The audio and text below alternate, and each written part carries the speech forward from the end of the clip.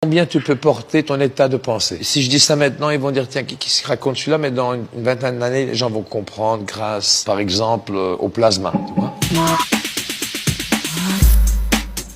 T'es né où et quand? Je suis né en Belgique, à Berkem-Saint-Agathe, le 18-10-60. C'est quoi ton premier souvenir de Bruxelles? Je me rappelle de quelque chose d'étrange, mais quand je suis né, j'étais presque mort. J'étais étranglé par le cordon. On m'a injecté une shot d'adrénaline et je me suis réveillé, mais je me rappelle encore de la première respiration de ma vie.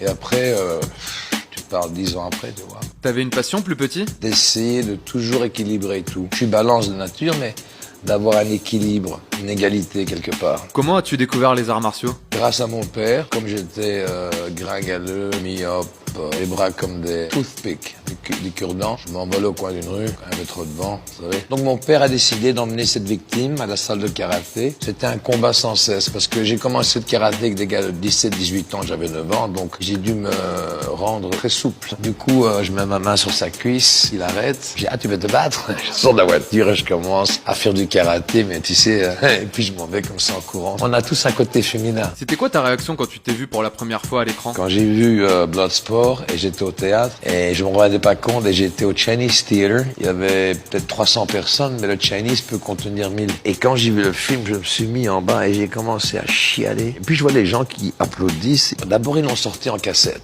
Et ça s'est vendu comme des petits pains. Et alors, donc, je pars en promotion, évidemment, moi. Oui, c'était un film, évidemment, il n'était pas tellement bien, parce que les coups de pied, c'était bien, mais on pouvait faire mieux. My friend, are you crazy? The iron is hot. It's a great movie. Don't ever say your movie's shit, you crazy or what? Quelle leçon t'as retenue d'Hollywood? Quand t'as réussi un film et t'es dans un film, dans un tournage, n'attends pas qu'on toque à ta porte comme Expendable, Stallone time, Van Damme time, Chuck Norris. Il faut être sur le set. Il faut s'asseoir à côté du directeur ou dans le trailer, c'est bien, mais il faut être vraiment dans le film. Et ça, c'est important. Quelle est la recette pour faire un bon film d'action? Jean Gabin l'a déjà dit, c'est le script et le script. Qui choisissent de bons scripts ou écrivent de bons scripts, c'est des bons directeurs. Alors si t'as un bon script et un bon directeur, ou un bon directeur et un bon script, le reste, t'inquiète pas. C'est quoi tes futurs projets?